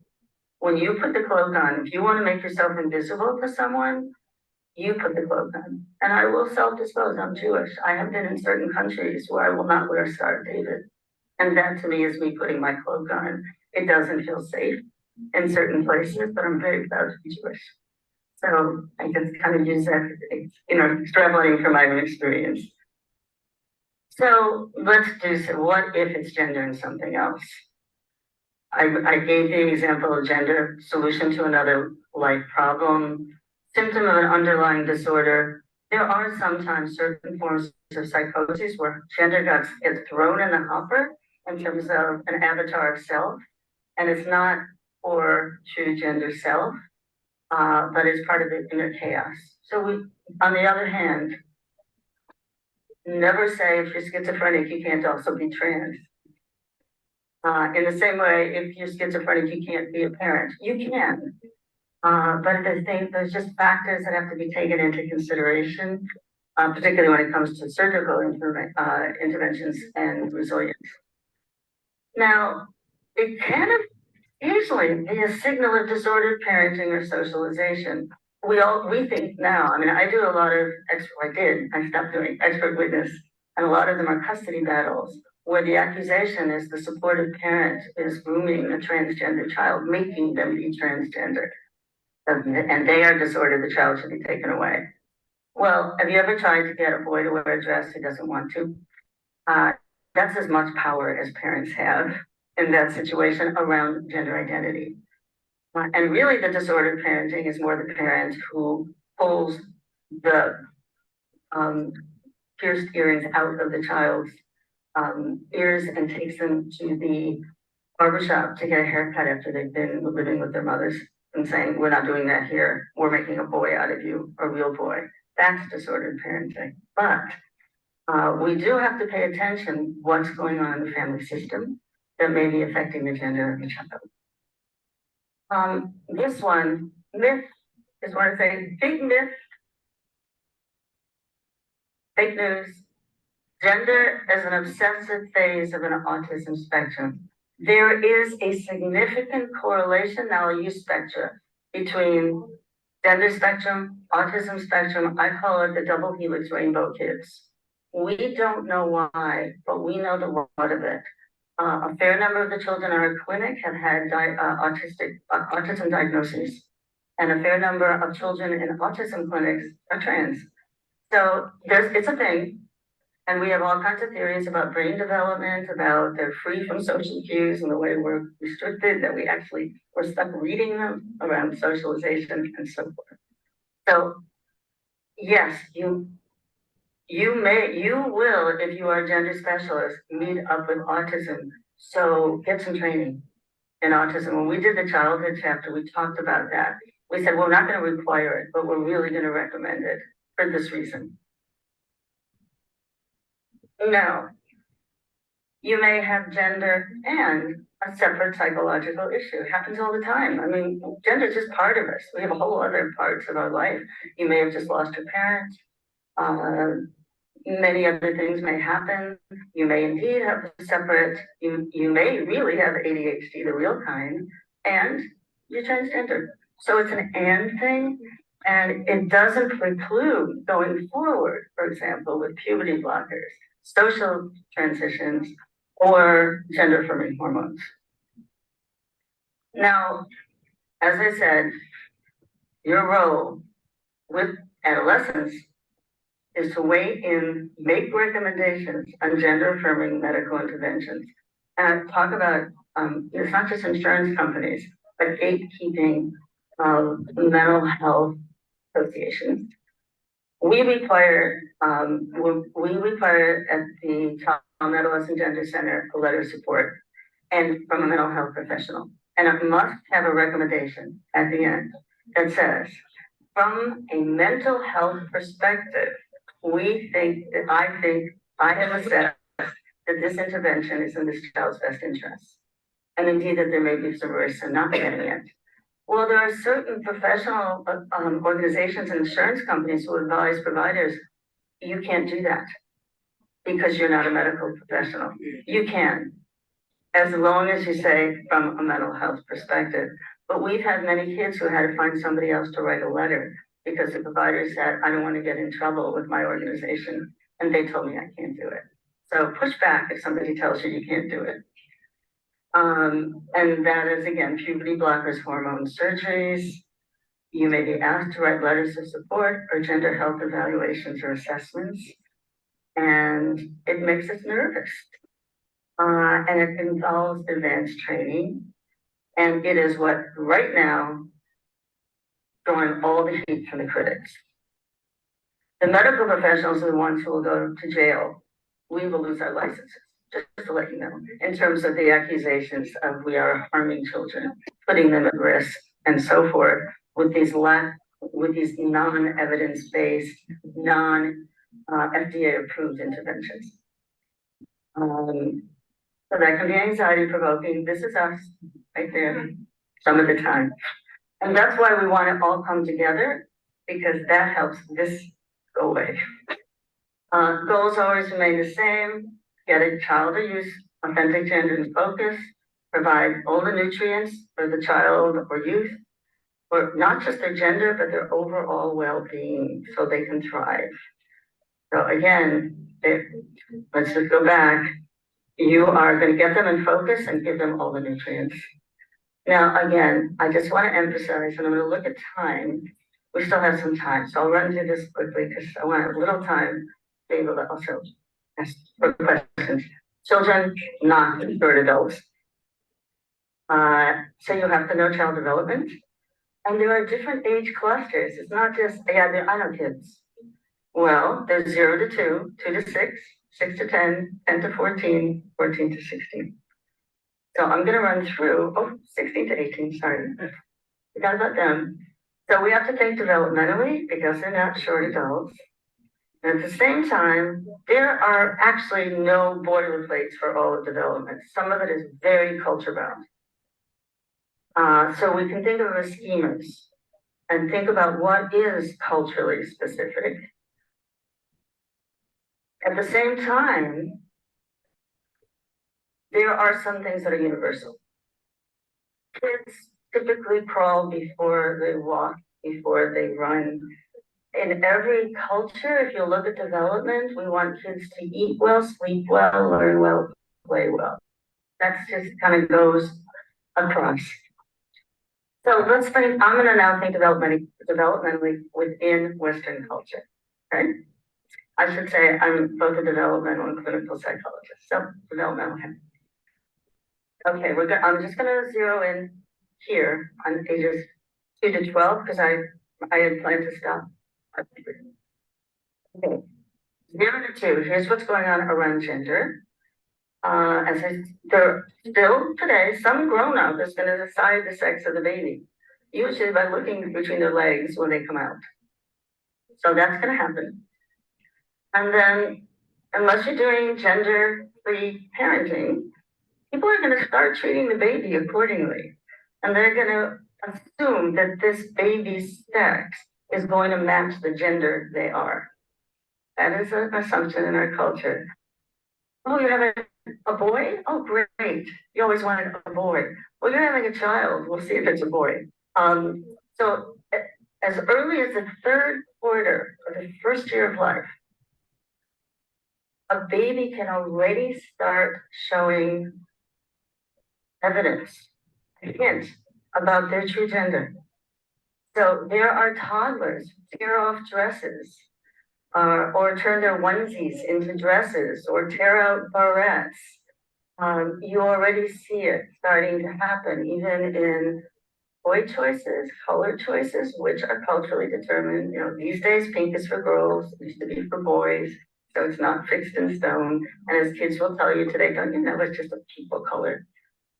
So in a gender binary world, within the second year of life, the child does acquire the knowledge, learn from others. I'm a girl, I'm a boy. And that's when that early distorted mirroring starts to happen, where a child goes, I don't think so. This is not, for some kids, is no, this is not feeling right. So most babies are fine. I say, okay, got it. The majority of people in this culture have a gender that matches the sex designated at birth, but not everybody. And some show very early signs, not okay, you got it wrong. So here's an example of a baby not okay with it. So Khalil is 2 and has an older sister, Tanisha, 4. Khalil, precocious talker, full sentences by 18 months. And when people said, oh, what a cute little boy, Khalil screamed, me, girl. When Khalil's mother said kindly, honey, Tanisha's a girl, but you're a boy. Khalil cried inconsolably and threw his toys at the wall. When Tanisha left her doll on the floor, Khalil stole it and hid it under his blankie. When mom left her favorite scarf on a chair, Khalil grabbed it and turned it into long, flowing hair. Yes, oh my goodness. You got it. My favorite was somebody who took the Christmas skirt from the tree and came out. It stole it from the tree and came out because it had jewels on it and said, don't I look fabulous. So now we go 2 to 6. So remember, this was at a full stage. Not so, okay. So a child learns how to do their gender. They observe, they get direct messages, they get behavioral shaping and reinforcement, and they do it relationally, just through the connections with the important people in their life. They absorb in our culture what it means to be a boy or girl, how one is a boy or a girl. It is a really sexy time. Kids learn about their body parts and they love to play with them. And some of the times we worry is when a kid doesn't love to play with them because they have gender dysphoria. And those are the kids who like see them as radioactive. And this is the tag every day that you all got it wrong. Why didn't you put me back inside? What do you mean there's a God? If God was a God, God would have given me the right things down there, you know. So the body dysphoria for these children may be very intense. You hear stories of little kids trying to cut their penises off with a nail clipper. It's not castration, it's replacement. It's the notion of I can craft the vagina if I just get rid of this bulge. This one's not right. There's magical thinking for everything. You can do switchies on gender. Of course you can do switchies on gender. A frog can become a prince, a girl can become a boy, it all works. Which is true in all the traditional tropes too, except they say, oh, by 3 you learn you can't. But these kids say, oh, yes, you can. So now it's generally assumed that by age 6, a child will have a stable sense of their gender and understand there are no backsies, that's traditional.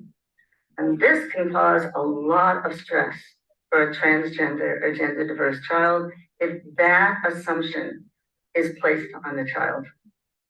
So here's a case of a gender stressed preschooler. Weighs 4, assigned female at birth, has a fraternal twin, is a fraternal twin with a sister. It may be possible that her twin has a brother instead at age 2. I do have a penis at age 3. Well, can a fairy bring me one?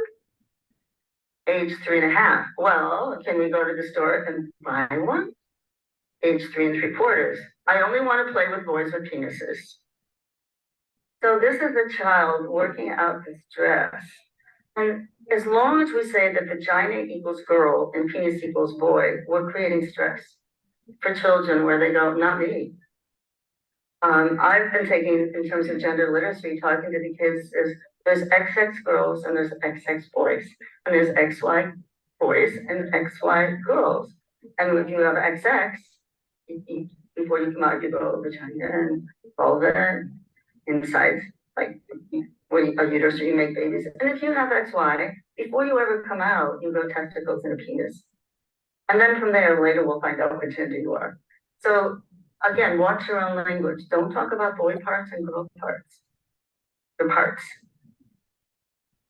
Okay, so now let's go to ages 6 to 12. It is not so sexy anymore. Things do quiet down some.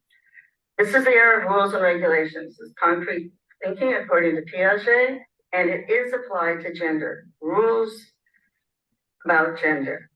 And so, but here we have, just as clothes make the sick man, so clothes can make the gender. It is really easy to socially transition before you go through puberty. Get a haircut, go buy the clothes you want to wear, do whatever you want, the way you present yourself, and you have matched your gender while you're clothed. And for a lot of kids, the gender dysphoria, body dysphoria goes down until puberty. And at puberty, there's a trauma. Or because your body's going to betray you then, going into the quote unquote wrong puberty. So this can be the most carefree time, 6 to 12, for transgender, gender diverse children, as long as no one gives them a hard time. The hard time comes from the outside. Body dysphoria is often at its lowest. And here's an example. This is a 9-year-old girl who wants to know how to be a boy. Angelica, 9, dressing in gender-neutral clothes for as long as she can remember. Last time she wore a dress, she was 4, and it was quote-unquote miserable. She's anxious, somewhat downtrodden, comes to see a therapist. Before even sitting down for the first session, she announces to the therapist, I know who I am, but I don't know how to do it. Who I am? A boy. She knows she can't ask the fairy or go to the store to get a penis. What Angelica needed to figure out the rules and regulations for social transition. By age 10, Angelica needed to figure out the rules and regulations for social transition, and she did. She was now definitely quote unquote masculine set of clothes, watchful eye on the social mores of being a boy in the Mission, San Francisco. So socializing himself as a boy. So I'm going to stop right here with this major developmental question. Can a young child know their gender? And that's important for social transitions, and it's important later for gender affirming medical treatments. So social transitions could be name change, could be pronoun change, could be presentation change. And really it is a switch in gender from the gender others have known the child to be to the gender the child knows himself to be. And no medical interventions are involved before puberty, unlike what Tucker Carlson will tell you, even though he's been fired. So just underline, no medical interventions before puberty. The research, we had the Persister research, most of the kids in that research who were diagnosed with gender identity disorder early in childhood didn't have the diagnosis at adolescence. There were some who did. So those were the D sisters, and the Persisters continued with the same diagnosis, continuous through childhood. Where this went was, so let's not do anything till they reach puberty because we just can't know, because most of them I'm not going to be going in the same line. So the problem is I looked into, these are apples and oranges. You're not measuring the right things. They're talking about our measures. You're not differentiating gender identity from gender expressions. The number of the children who got that diagnosis, they were most of them proto-gay boys exploring gender on the way to discovering their sexual identities. Not all of them, but most of them. And they never intended to be transgender. They never were. And the persisters were consistent, persistent, and insistent. As we see in the children, we see throwing out all of that language of persister, desister. Mostly what you have to find out, who is this child? Are they dealing with gender identity, gender expressions, or both? But don't conflate the two. So here's the question. How could we possibly sort out persisters and desisters? And if we can't, how can we allow children to transition? And if a healthy child is expected to know the gender they are, here's another question.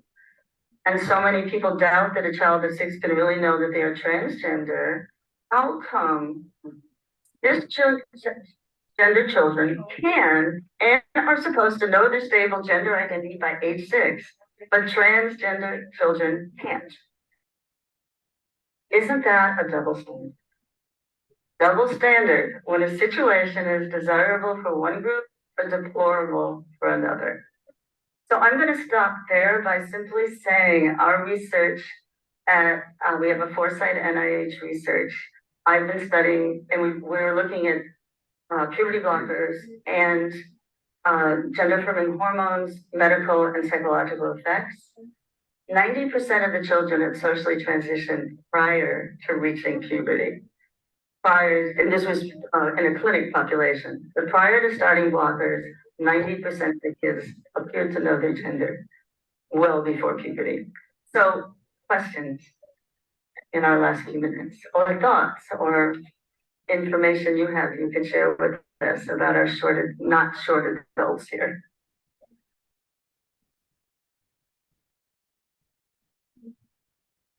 Yeah, Dave. So with the framing of like XY girls or XX boys, if we take away the association of body parts with gender, I'm just wondering, in your experience, does that change the dysphoria aspects of people's relationship with dysphoria if they're not associating the body part with the gender? So the question, if you didn't hear it, is if we take away vagina equals girl, penis equals boy, have we eliminated gender dysphoria? No. I wish we could have, but it makes it better. It makes it better, but anthropologically, I have not found any culture that doesn't do something about gender. Not what we do, but something. I haven't found a genderless culture. And there is a body component.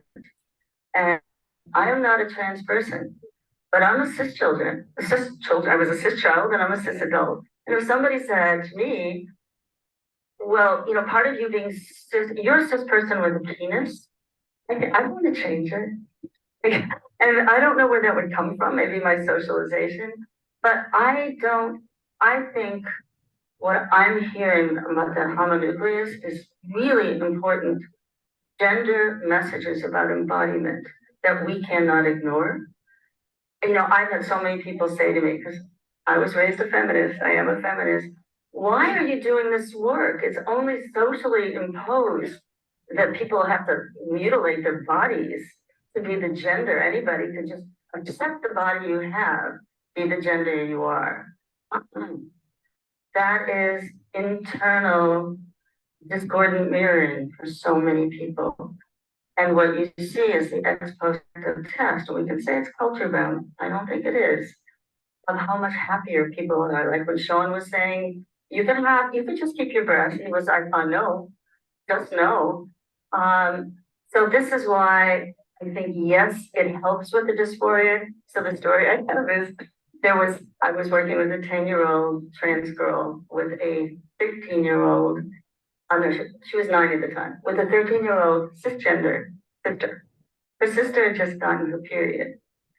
And so I said to the kid I was working with, do you ever wish that you had a body that worked like your sister's. And she looked at me, she said, are you kidding? I am so glad I am an XY girl.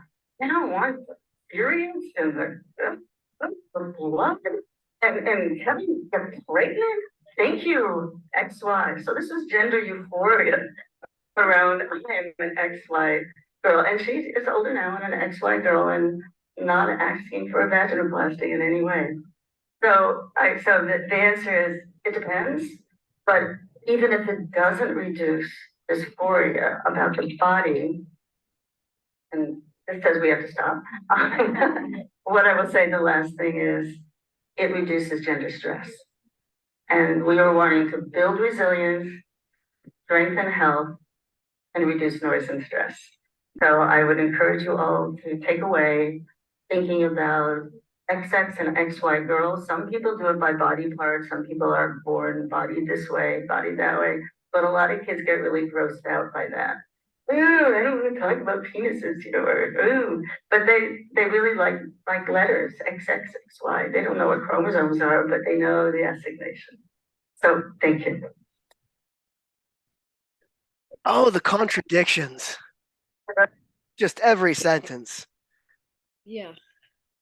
We did it. That was the third And you're muted. The third time I heard that. I just want to make a comment on one thing that infuriates me every time I hear this, that her contention that, the reason parents might object is because, oh, your kid might get beat up because they're going to be one of those kids, the parents are transphobic. It makes me so angry that she doesn't acknowledge that choosing this path means that kids are going to be, they're going to have to deal with the medical system for the rest of their life, right? There's all these medical implications that she never even mentions. It's so disparaging of parents. I mean, that the only reason they might object is because they're transphobic, that they're not thinking about what's best for their child over the long term. I just find it infuriating. Yeah, and she even says, I believe that, most parents genuinely love their children or something. Like the implication is that, if you do genuinely love your child, then, you're going to, choice. Yeah. Right. I also take issue with this idea that of puberty being a trauma. Like it's kind of a trauma that maybe we created, if potentially. I mean, it's always a disruption, right? But it's part of being a human being. I find it really troubling that we think we can get so far away from our body, and I mean, and so easily without it having significant ramifications for us to take it. So again, such hubris, I think. What do you guys think about this idea of puberty being a trauma, as she expressed it? When your body betrays you. I mean, I think that's setting kids up for a traumatic experience. I mean, viewing, right. Expecting, anticipating that it'll be traumatic. Well, it's another way of teaching them to interpret certain things that happen to them, right? Sort of cultivating this victimhood further. Like, you can't cope with this. This is beyond your ability to cope. So this is how we're going to interpret it, and help you. I feel like on one hand, I feel like we as trans people are constantly being told that everything about our existence is traumatizing, and that, that it's so awful that we must be suicidal. I mean, it's a narrative that we have to constantly reject in order to feel good about ourselves. Like it's just this constant message. And yet there's absolutely no mention of the trauma of the actual medical procedures. That part gets completely downplayed. When I was, I had my surgery done by Dr. Crane in Texas, not knowing that he had like 12 malpractice suits at that point. And I was told that his complication rates were very, very low. And every single guy that I know that went down there for that surgery, whether phalloplasty or metoidioplasty, has had complications, some of them very major complications. And then multiple, like sometimes 6 surgeries later, you know, it finally gets resolved. And that takes up a huge amount of your life. And you were kind of told, oh, it's this 1 stage or 2 stage procedure and then it's done. But then 6 surgeries later, they're still dealing with complications. And when I was down there, just as I was leaving, there was a young FDM trans guy, just had his surgery, and we were all staying at a surgery recovery unit. So it wasn't in the hospital. It was like the American system's very different from what I'm used to here in Canada. We don't have these private recovery centers here in Canada, but that's where they had us stay. And the nursing staff didn't realize that they were transferring us immediately from the OR to this recovery center. So they weren't really doing normal post-op care because they thought that we had been in hospital for days recovering and then were transferred to the recovery center. So this one kid, so he was maybe in his early 20s, he had a phalloplasty, and another FTM went to visit him in his room and found him lying on the floor in a pool of blood. And this kid couldn't reach his call bell to call for the nurses, and he was hemorrhaging, and he had just earlier that day had been transferred to the unit from phalloplasty, and the nurses hadn't been checking on him because they didn't realize that he had just been transferred after surgery. So had this other trans guy not walked in and found him lying on the floor hemorrhaging, they had to rush him to hospital. It was an emergency. He would have died. So, and the community just normalizes this, right? It's like, because there's this narrative that I just need this so much and these people care about us so much. And so these traumas just get normalized as just part and parcel of the process. And trans people aren't lobbying against surgeons like Dr. Crane. I mean, that's the real trauma. It's, far more than any bullying or glances I've ever had, that real medical trauma and the amount and the exhaustion of it, and being on wait lists, and then going to sitting in a waiting room and having surgery and then recovering from surgery and the time off work and not getting paid while you're taking time off work. And then you have complications and more like that takes up years of your life. And that part's never brought up and discussed. It would be considered transphobic to ever discuss that. It's just a very backwards priorities of rushing kids into medical interventions that are quackery with very high complication rates, and we're being lied to about how high the complication rates are, and you never end up with functioning anatomy. And describing that as gender health as this thing to celebrate. I can't imagine a 16-year-old going through that. And of course, we're never allowed to see the true results of surgery. I mean, the surgeons, of course, only put their very, very best work on their sites as examples of their work. They don't show the botched surgeries or they're just the poor aesthetic surgeries. And there was one website, I don't think it's even up now. There used to be a website called TransBucket where users could upload their own photos, but even they were editing. So, I mean, I know Scott Nugent attempted to put his photos of his botched phalloplasty up on there, and they removed all the photos. So we're not allowed to see the full range of outcomes anywhere. And I also think who's kind of has that strength that Scott does. Like most people who have his experience, they don't want to advertise that. That they shrink away. So I think most of the, even if it isn't censored out, most of those people are self-censoring and just kind of they just don't tell the story and they don't submit those photos. And yeah, so between the self-censoring and the active censoring, and then just like the glorification of these surgeons as kind of like our saviors who have dedicated their lives to trans health and helping us. And it's just, I mean, there are 3 trans adults that I'm aware of in Canada, because now we have the medically assisted death. There are 3 trans people that I'm aware of, who knows how many more that I'm not aware of, who have been approved for medically assisted death because they're unhappy with their surgery outcomes. That is so heartbreaking to hear, Aaron. That's so sad. But these are the stories we're not allowed to tell. Well, I think it it bears mentioning that Diane Ehrensaft mentioned that she's part of this long-term research protocol, right? And they just released their first study a few months ago. It was published in the New England Journal, and they had over 300, just over 300 participants, young people who had gone through various medical interventions, and there were 2 suicides in that group, right? Which was really understated in the results.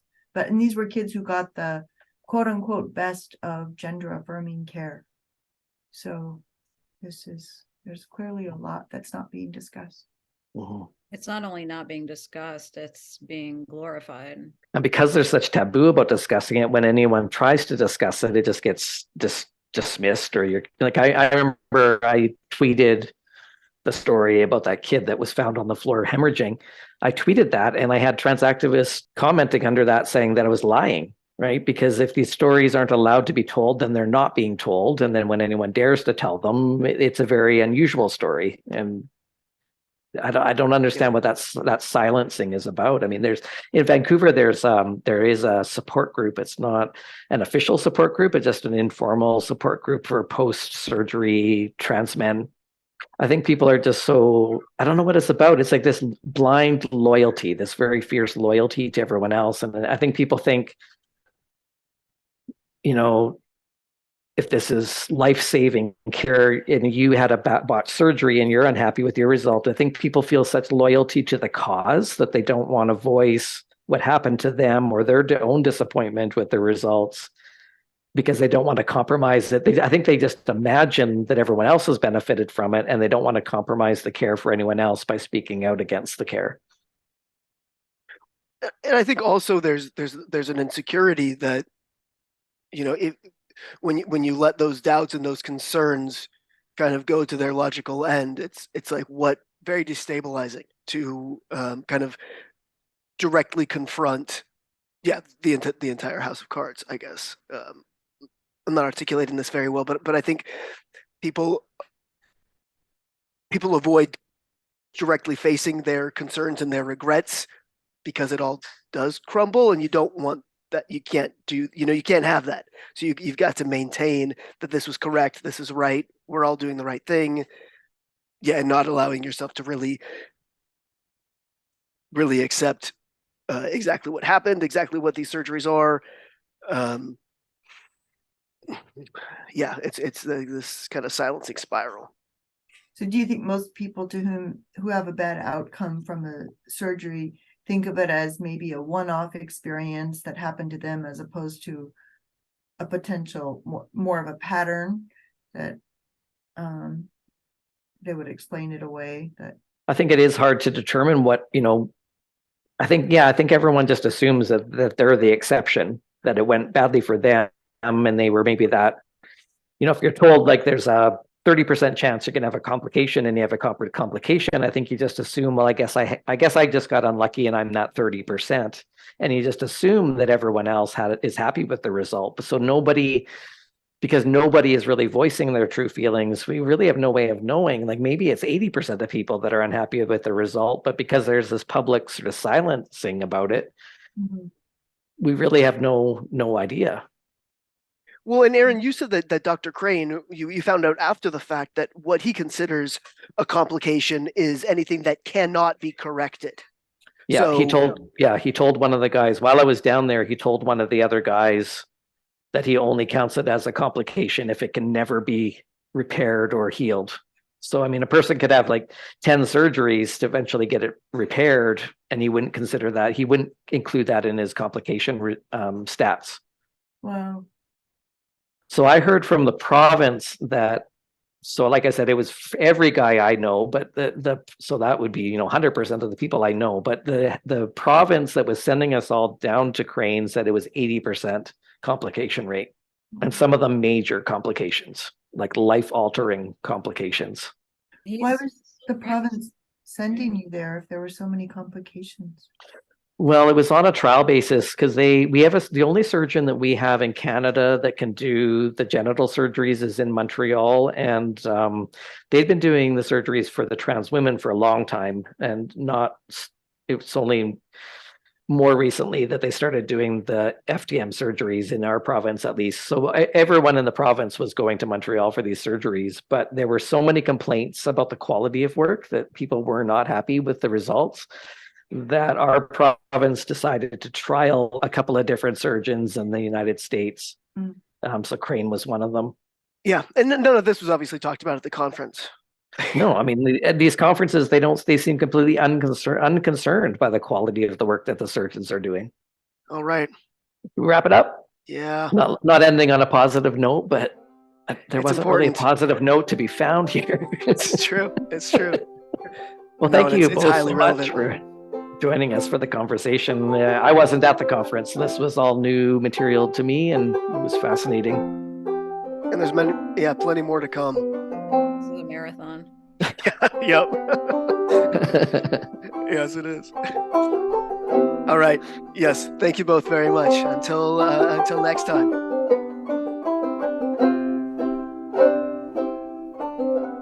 Thanks for joining us for this episode of the Transparency Podcast. If you enjoy our content, please help out our algorithm by hitting like or subscribe. If you'd like to make a donation, follow the link to our PayPal account. On behalf of the Gender Dysphoria Alliance, thanks for your support.